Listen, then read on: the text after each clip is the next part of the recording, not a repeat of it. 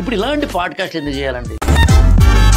నేను మరణించే టైంకి, అంటే మరణించిన తర్వాత 100 మందా 1000 మందా 1,00,000 మందా, దే షుడ్ ఫీల్ దట్ ఉదయం లేచి నాకు ఇష్టమైన దేవుడిని నేను పూజించి నేను ఒక ప్రశాంతత పొంది అలా నాకు రీఛార్జ్ చేసుకునేంత వరకు నాకు అభ్యంతరం లేదు. నీ మానసిక బలహీనత కూడా దాటిపోయి నువ్వు దాన్ని చాలా వ్యసనానికో గుదానికో దారి తీసేంతలాగా వెళ్ళినప్పుడు ఏమవుతుందంటే, డబ్బుని ఎంత విపరీతంగా సంపాదించాలనుకుని ఒక వ్యక్తి అనుకుంటాడో నాకు అభ్యంతరం లేదు. Sky the limit. ధర్మ మార్గంలో ఉన్నావా లేదా? ఎవరైనా చార్ట్ అకౌంటెంట్లు ఇది కనుక వింటే నేను తప్పైతే క్షమించమని కోరుతూ డిస్క్లైమర్ చేస్తున్నాను. అదేంటంటే, మందు కొట్టడం చట్టరీత్యా నేరం కాదు. గవర్నమెంట్ ఎక్సైజ్ డిపార్ట్మెంట్ ని పెట్టి మరి December 31 లాంటివి వస్తే టార్గెట్లు పెట్టి మరి జనం చేత తాగిస్తాం. సో